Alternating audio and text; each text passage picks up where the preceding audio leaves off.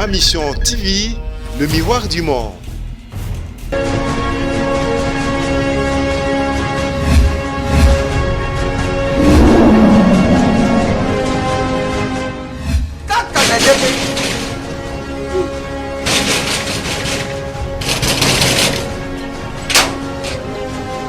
Azobita portable safu mwenugi.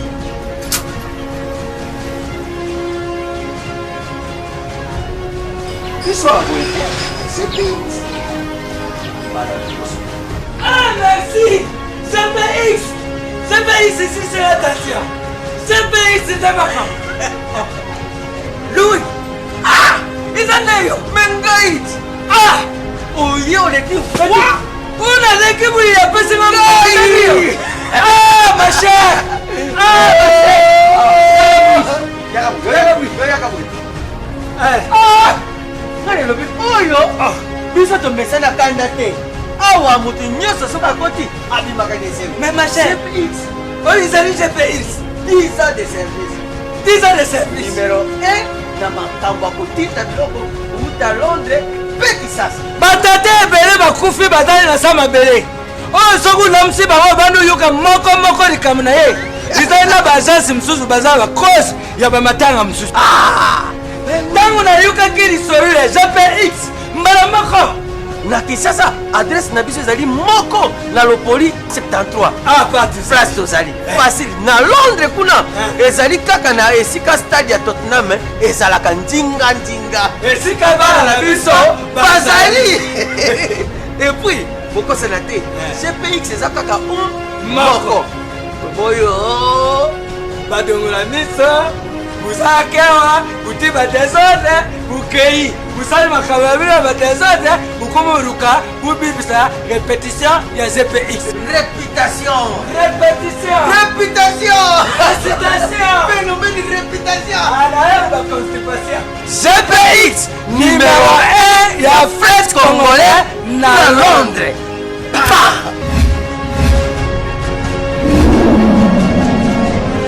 Bon, je crois que pour mieux cerner ces concepts, il faut se référer à ce qui s'était passé à Sun City. Les constituants qui se sont inspirés de l'accord global et inclusif se sont dit la meilleure manière de résoudre le problème ou la crise des légitimités, c'était d'organiser des élections. Ce qui sous-entend les élections ont été organisées, n'est-ce pas, pour mettre fin à la crise de légitimité qui a caractérisé notre pays pendant plusieurs années. Ce qui fait des élections un objectif constitutionnel. Alors, lorsqu'on organise des élections, on sous-entend que c'est la période à laquelle la population jette son dévolu sur un individu ou sur un programme de société. Alors, lorsque les élections sont organisées et que l'on constate que la personne qui a été choisie par les peuples n'a pas été proclamée, c'est ce que nous appelons vérité des urnes. Vérité des urnes sous-entend le respect du choix du peuple. Bon, notre combat est simple. Nous souhaitons à ce que chaque acteur de la classe politique congolaise puisse respecter effectivement le choix du peuple. Parce qu'on ne peut pas aujourd'hui prétendre défendre la démocratie, lutter pour un état de droit, dès lors que l'on constate ou on est soi-même responsable de cette forme de mépris à l'égard de notre peuple. Le peuple a jeté son dévolu sur X, et bien c'est la personne qui doit être proclamée. Et nous devons continuer tout simplement parce que nous sommes dans la logique de la conservation du système de valeurs prôné par la Constitution. Il est aujourd'hui malsain de considérer que le combat que nous menons aujourd'hui, c'est un combat des individus. Non, c'est un combat d'un système contre un autre système. D'un côté, on nous présente un combat qui est centré essentiellement sur les intérêts des individus, alors que nous nous battons pour mettre en évidence, pour faire prévaloir le droit du peuple. Il n'y a que cette manière-là que la population peut agir sur la gouvernance. Voilà pourquoi les constituants, étant donné que la philosophie qui nous gouverne, c'est une philosophie démocratique, qui veut dire la loi de la majorité, dès lors que la majorité de Congolais ont voté pour M. Martin Fayulu, et bien toute proclamation allant à l'encontre de cette philosophie-là c'est ce que nous appelons le mensonge de la Cour constitutionnelle. Nullement, parce que sur le plan conceptuel, nous tous nous savons, et d'ailleurs c'est une exigence constitutionnelle. Lorsque la Constitution vous dit la personne qui doit être élue ou doit gérer le pays doit porter en elle deux éléments essentiels. D'une part, la légitimité qui est constatée par la CENI, d'autre part, la légalité qui est constatée par la Cour constitutionnelle. Alors, notre lutte n'est pas, il n'y a pas de confusion de mon point de vue, parce qu'il faut reconnaître que d'une part, il y a la conception de ce que nous donnons, et le contenu que nous donnons à ces concepts de vérité des urnes, et d'autre part, il y a l'approche, c'est-à-dire comment y arriver pour faire prévaloir ces droits-là du peuple. Pour Martin Fayoulou, ce qui est important, nous devons insister sur la vérité des urnes parce que nous considérons qu'il y a un usurpateur à la tête du pays en violation du choix de la population. Et d'autre part, il y a la nécessité de stabiliser les institutions. Alors pour M. Bemba et les autres, ils considèrent que nous devons faire pression sur la vérité des urnes, étant donné qu'ils sont signataires de cette convention. Et d'autre part, il faut maintenant voir le mode opératoire, comment y arriver. Pour certains d'entre nous, il y a des gens qui voudraient assez que nous fassions pression sur les institutions pour que nous arrivions effectivement à rétablir cette vérité. Mais pour d'autres, ils cautionnent déjà à la tricherie. C'est ce qui fait qu'aujourd'hui, je profite aussi de l'occasion pour demander à la classe politique, surtout nos frères de la Mouka, de réajuster leur tir pour que nous sachions effectivement quel mode opératoire nous devons mettre en place pour que nous puissions faire triompher le choix de la population. Bon, la vérité des urnes est connue de tout le monde. Nous savons tous que M. Félix Tshisekedi n'est pas le choix du peuple. Et ce qui est vrai, la population connaît déjà la vérité. Mais nous voulons maintenant que cette vérité soit institutionnalisée. C'est-à-dire que toutes les institutions proclament cette vérité-là. C'est ce que nous nous exigeons. Et c'est aussi une exigence constitutionnelle. Maman elle va oti wapi? Kisangani. Moi aussi nanga oti wapi? Kasai mamu. Est-ce que ngai na koyi to boya? Bande kolanga ba kopio nanga ya Kasai? Jamais. Ibwe. Donc babilo ko wana batika koko sabino.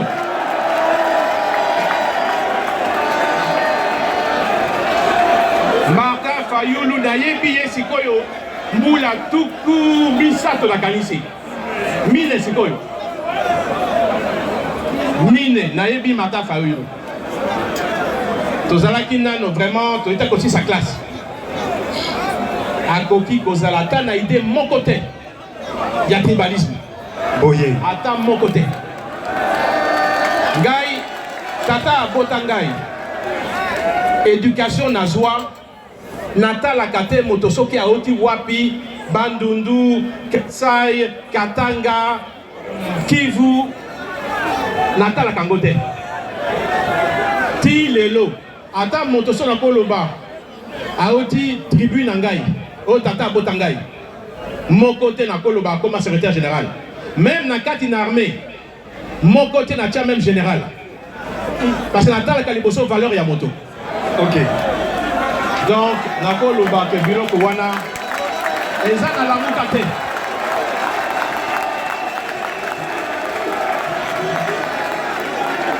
Rassembler.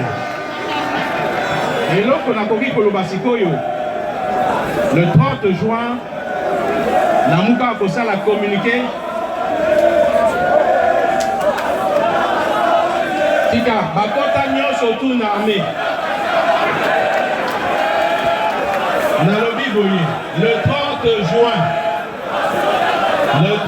juin, tu peux sa mot d'ordre, bah Mikolo Izali Koya, Kalamingite, tu peux Sangana, tu peux Yoka Pena Bandeko, Bazali Napoto, tu peux ça le programme, tu peux sa bino programme. Tu lingite ce qui te bénéficie marche pacifique que Mobulu et Bimaka Mokolowana. Tolingi violence tête, Tolingi ba marche est à la pacifique. Ce qui te lobby sikoyo, force nyonso, il faut tout tambola. Pour nous revendiquer ba droit ya biso, vos à la présent, il faut tout tambola. Biso to sona kate to bukate. Bangwa comme on lobby que la nota est ya nani, la peuple. soki tomoni que boboyi kotambola pacifiquement, ça veut dire que boza susu na ba intérêt na kati po na bino moko te, n'est-ce pas? Oui. Topesaki kombo ya lamuka na banza boyebi sens ya lamuka.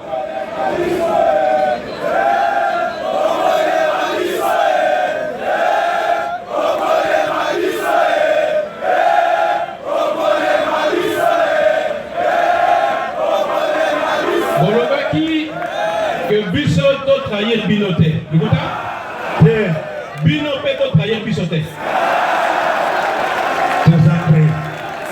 N'est-ce pas? La meeting ya lelo na ma publicité au monaki que parfois ma population bande konanga basengaka bazaka la mituna ma ebele.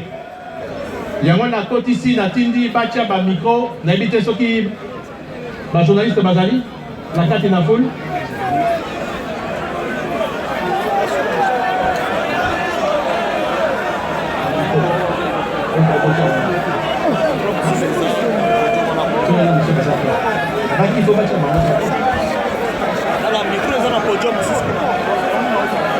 Ok.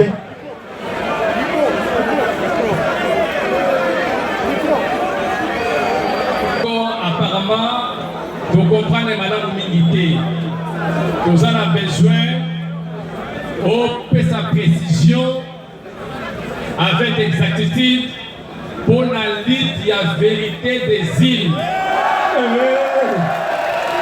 Yangonde Mama Yalikambo. Vous en avez besoin avec précision makasi pour la suite de la vérité des îles. Pour Yangonde Moutezali, Soubasma Yalit Yalamuka. Merci. Moutali, Olobi, vérité des urnes. Tokotaka na bitumba wana le lendemain il y a ba élection. Tolingaki tosengaka ba publier senier publier ba PV nyoso. Comme ça toyeba. Soki oya gagné te reconnaître moninga oya gagné. Soki oya perdre te reconnaître oya perdre à reconnaître que moninga oya gagné. C'était ça le combat. Il y a vérité des urnes. Il y a un autre côté de l'étape Sikoyo, il y a plateforme politique. To Bakisi Sikoyo, combat, il y a défense, il y a peuple. Défense, il y a intérêt, il y a peuple. Voilà ici quand tu commis Sikoyo. Mituna Moussou Yali.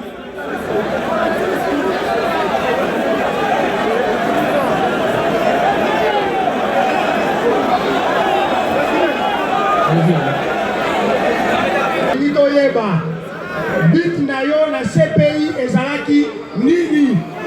Sikoyo oyebisa biso tango CPI est libéré yo oya ko postuler comme président de la République toyoki ba invalider yo yebisa biso vérité po toyebaki tina na yango te e ba invalidaki yo po na nini? Na banza débat wana na ba télévision islamique boyebi ke ezalaki lukuta nyonso balobaki wana na cour constitutionnelle. Ti sikoyo makambango esili na note. Yango na lingi koloba mingi te pour na problème wana. Mama loba. Merci président pour la parole.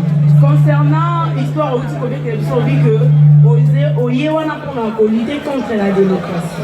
Alors ce qui est là pour lutter contre la démocratie pardon. Lelo c'est que okoki kondima ko travailler dans des Félix Soka lobi qui a ta démocratie en place.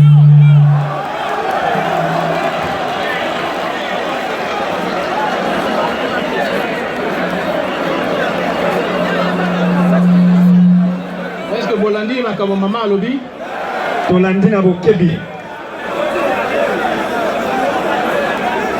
biso tolingi démocratie ezalaka te na mboka.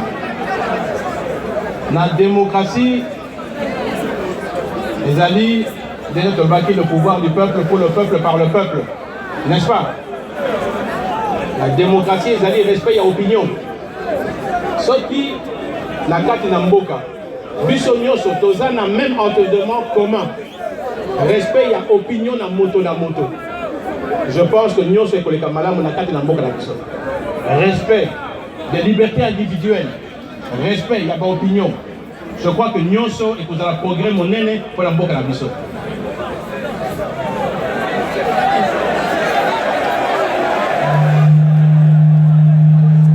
Beaucoup de nous étaient à Djoubé.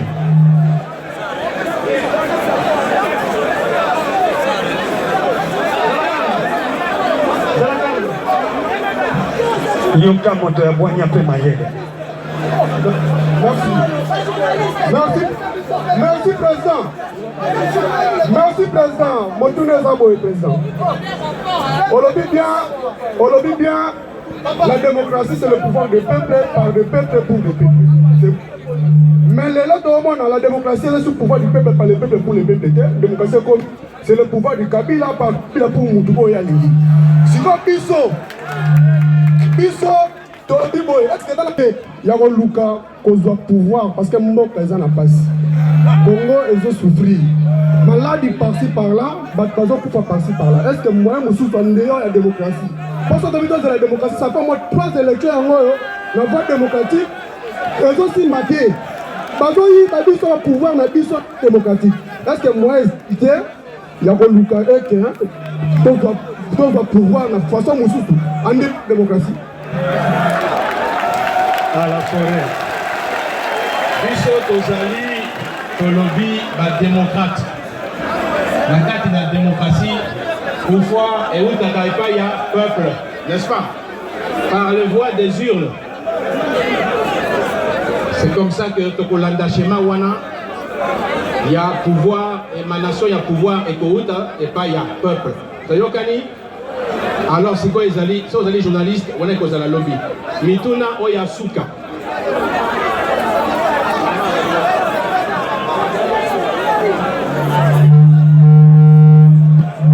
Merci, président. Toyokana. Comment travailler et ça bien été pour Bisso? Moment où on fait ça bien été pour Bisso, que là, la Cour constitutionnelle. Pour la présidente.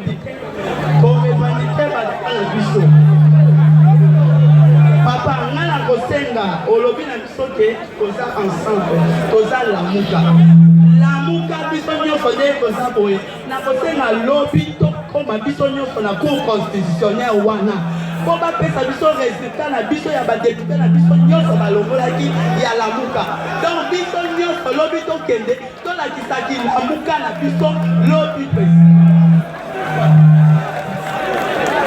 Namoni ezali mituna te nasuki awa kolimisa ngai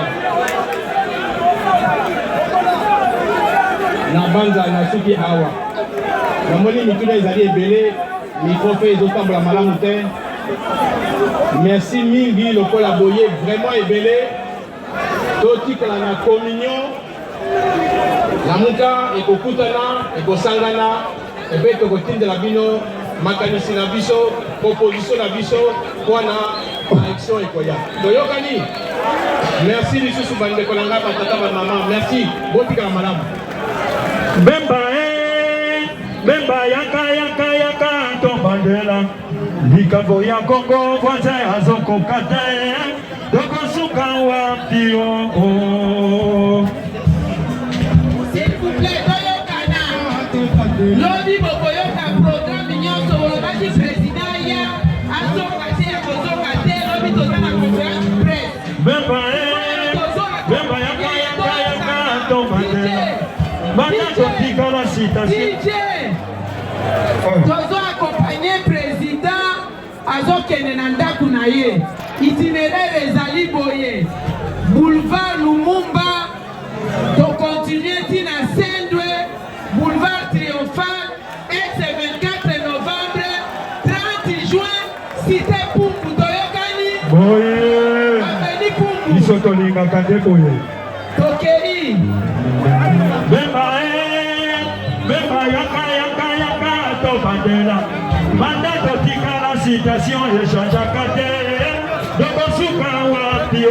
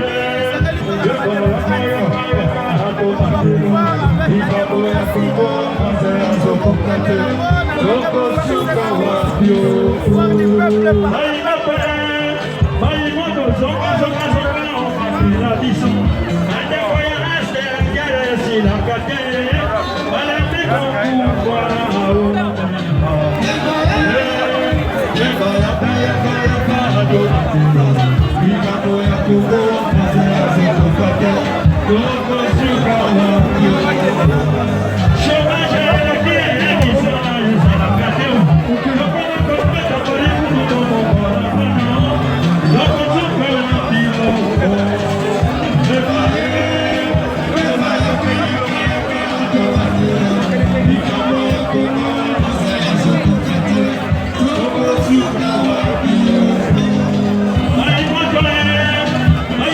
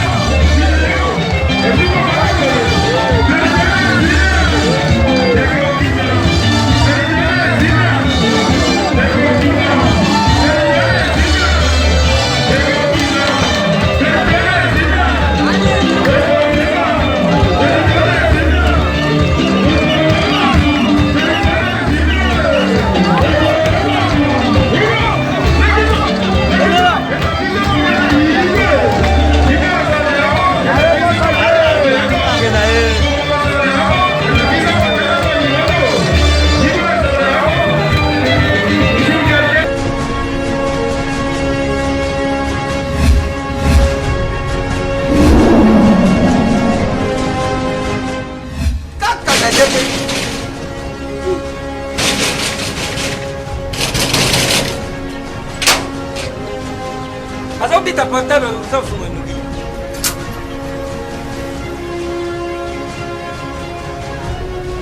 Histoire CPX.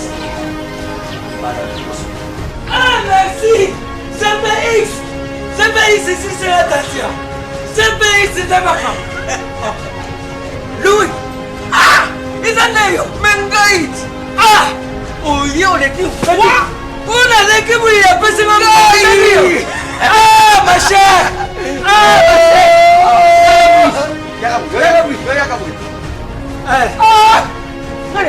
Oyo biso tomesana kanda te awa moto nyonso soki akoti abimaka deseri. Mais ma chère, CPX. oh ils allaient CPX 10 ans de service. 10 ans de service. Numéro 1 na makambo ya kotinda biloko outa Londres mpe Kisasa. Batate ebele bakufi bazali na sa mabele oyo soki ulamisi bango bando yoka moko likambo na ye ezali na baagence mosusu baza bakose ya bamatanga mosusu ntango nayokaki lisolo ya GPX mbala moko na Kisasa adresse na biso ezali moko na Lopoli 73 place tozali facile. Na Londres kuna ezali kaka na esika stade ya Tottenham ezalaka ndinga esika bana na biso bazali epuis bokosana te CPX eza kaka moko boyo badongola miso buzakewa buti badesordre bukei busali makambo ya bino badesordre bukomoluka bubibisa répétition ya GPX. réputation phénomène de réputation GPX numéro 1 ya French Congolais na Londres.